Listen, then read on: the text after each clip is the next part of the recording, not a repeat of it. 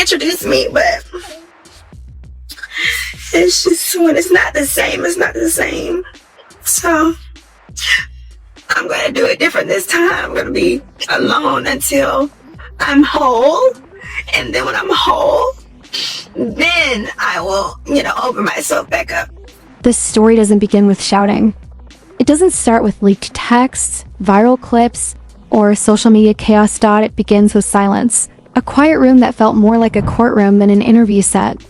Cameras were rolling, but no one was performing. No smiles, no jokes. No forced confidence. On one side sat Simon Guobadia, on the other sat Dennis McKinley. Two men. Two very different lives. One shared realization that arrived far too late. And one woman, Porsha Williams, who wasn't in the room, but whose presence hung over every word. This wasn't a debate. It wasn't an ambush. And it definitely wasn't clout chasing. It felt like testimony. Simon spoke first. He didn't raise his voice. He didn't sound angry. His tone was controlled, almost clinical, the voice of someone who had already processed the loss and was now naming it. I didn't lose money, he said. I lost trust. That single sentence changed the temperature of the room. Money can be recovered. Status can be rebuilt. But trust doesn't bounce back quietly. It erodes, slowly, permanently. According to Simon, what the public was sold as a romance was never that simple. I'm like, and I think that now that I'm realizing that, because what I've decided is that I'm not going to look for it anymore. So I'm not going to push myself into dating or anyone or trying to figure out, who do I like? Who could I be around? Because this is probably also part of healing. He alleged that the relationship was driven less by love and more by opportunity. In his version of events, marriage wasn't destiny. It was strategy. He claimed Porsha didn't see a husband. She saw access to wealth, access to status, access to a lifestyle that most people never get close to, and when that access didn't move the way it was expected to, when legal boundaries appeared, when financial independence remained intact, Simon claimed the narrative shifted. Suddenly, he was no longer the partner. He became the villain. According to him, boundaries were reframed as control. Privacy became secrecy. Protection became cruelty. These are allegations, not proven facts.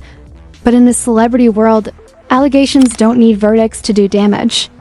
They only need belief. Simon implied that public sympathy can be engineered, that tears can function as tools, that narratives can be shaped with the same precision as a brand launch. He didn't accuse directly. He suggested, and suggestion is often more powerful than accusation. Then the energy in the room changed. Because Dennis McKinley finally spoke. His voice wasn't sharp. It wasn't defensive. It was heavy. He admitted there was no marriage between him and Porsha. No vows. No ceremony. Just a relationship built on presence, intimacy, and hope. And eventually, a child. That's where the story stopped feeling scandalous and started feeling tragic. According to Dennis, the birth of their daughter didn't bring them closer. It marked the beginning of distance. Communication slowed. Promises softened. And then silence took over. He was careful with his words. He didn't accuse Porsha of abandoning motherhood. He accused her of abandoning him. He described going from partner to placeholder, from someone essential to someone temporary, from present tense to past. That kind of loss doesn't explode. It collapses. And then came the claim that changed everything. Both Simon and Dennis, separately but strikingly similarly, alleged that they were not the only men in the story, that there were other timelines, other relationships, other versions of reality running parallel. They suggested overlap. Emotional overlap, physical overlap, narrative overlap. From their perspective, just sitting with this, sitting with being alone, sitting with the loss, and let myself heal the loss. And I know I'm crying right now, but I feel good every day. Each day I get better. Each day I feel stronger. But I ain't gonna lie, it's hard. It's hard living lonely when you know you have to live lonely for a while. From their perspective, this wasn't simple infidelity. It was Orchestration. Different truths told to different people. Different roles assigned based on timing and utility. A public story that didn't fully align with the private one. And suddenly, it became clear these two men were enemies. They were exhibits. Two people from different chapters. Realizing they may have been part of the same structure, just at different points in time. Then Dennis spoke. About his daughter again. Not emotionally. Not manipulatively. Quietly, he talked about the fear of one day watching her grow up and read headlines she never chose. About realizing her origin story might forever be debated by strangers online. He didn't cry. He paused. And that pause said more than words ever could. Simon, meanwhile, described a different kind of loss. Not financial, but psychological. He implied that staying silent while being publicly rebranded felt like punishment. That watching your name get reshaped while you choose restraint erodes something deeper than reputation. Outside that room, the reaction was immediate. Social media erupted. Lines were drawn. Some called the men bitter. Others called them brave. Supporters of Porsha dismissed the claims as ego-driven. Critics argued that overlapping stories don't appear by accident. What made this moment different wasn't the scandal itself. Celebrity scandals are common. What made this one unsettling was the alignment.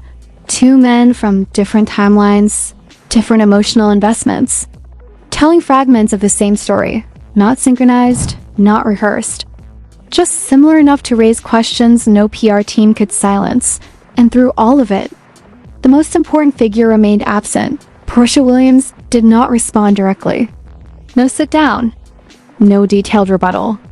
No timeline clarification. Just silence. And in celebrity culture, silence is never neutral. Some see it as dignity. Others see it as strategy. That's where part one ends, with a question that refuses to settle. Were these two men exposed? Or was Porsha Williams? Because if silence continues, this story doesn't fade. It escalates. After the allegations surfaced, clarity didn't follow. Escalation did. Every old interview was replayed. Every clip was reinterpreted. Timelines once ignored were reconstructed by online investigators with relentless precision. Speculation didn't slow, it multiplied. According to claims attributed to Simon Guobadia, his silence was weaponized against him. He suggested that restraint was reframed as guilt, distance as control, and privacy as deception. In his view, once the relationship ended, the story stopped being about healing and became about positioning. In the entertainment industry, positioning determines survival. Dennis McKinley faced a different wave of scrutiny. People questioned his timing. Why speak now? Why wait so long? His response wasn't polished. He didn't frame it as revenge or redemption. He framed it as exhaustion, living inside a public narrative that doesn't reflect your reality. He implied slowly erodes you, especially when a child is involved. He spoke again about legacy, about how children don't get to opt out of scandals built by adults, about how fame amplifies mistakes but never erases consequences. As the weeks passed, the language surrounding the situation shifted. It stopped being about one relationship and started being about patterns. Invite conclusions, even without proof. Observers began noting similarities across timelines, similar emotional arcs, similar outcomes. Nothing concrete, nothing legally actionable, but enough smoke to keep the fire alive. And still, no detailed response arrived. No direct denials, no point-by-point clarifications. Only abstract messaging about strength, resilience, and moving forward. For some, that was composed and dignified. For others, it felt evasive. Legal analysts reminded audiences that silence isn't admission and allegations aren't verdicts. But the public doesn't wait for courtrooms. It builds its own. Behind the scenes, sources claimed pressure was mounting not from fans, but from brands, networks. I don't like nobody. Like, you like, I don't like nobody. I was sitting there, I was like, do I like women enough? Can I get with a woman? Like, who can come in and fill this void? Like, oh my God, somebody. I have got to be able to sit with someone and feel a part of what I felt with him. but I don't yet. It'll come. It'll come. But networks and associates whose businesses depend on stability. Not controversy. Silence may protect legally, but it bleeds commercially. Dennis acknowledged the cost of speaking. He said he knew it would affect opportunities and relationships, but he claimed staying silent had already cost him something worse: his voice. Simon, meanwhile, reflected on how easily society accepts simplified narratives. Wealthy man, younger woman, power imbalance. Once that script locks, nuance disappears. He suggested the most painful realization wasn't betrayal, it was replaceability. Being reduced to a role that could be rewritten once it no longer served the story. As outside observers, one uncomfortable truth becomes clear. No one is winning. Not the men who spoke, not the woman who stayed silent, not the audience turning pain into debate. Because attention doesn't heal, exposure doesn't resolve, and vindication, if it ever arrives, comes late and incomplete. The internet eventually moved on, as it always does, but this story lingered differently. Not because of shock, but because of residue. Because it raised questions without answers. Because it showed how quickly intimacy collapses under performance. And because it reminded everyone watching that truth and public life is rarely singular. Some will believe the men spoke out of pain. Others will believe they spoke out of pride. Some will view silence as wisdom. Others will view it as avoidance. What remains undeniable is that this story reshaped everyone involved. Reputations bent, relationships dissolved, and a child grew older in a louder world. This is no longer about love lost. It's about narrative, ownership, about who gets to define the past and profit from the future. Because when stories collide like this, innocence isn't proven by silence, it's questioned by it. And as the noise grows louder, one reality settles in quietly. This isn't over. The testimony has only begun.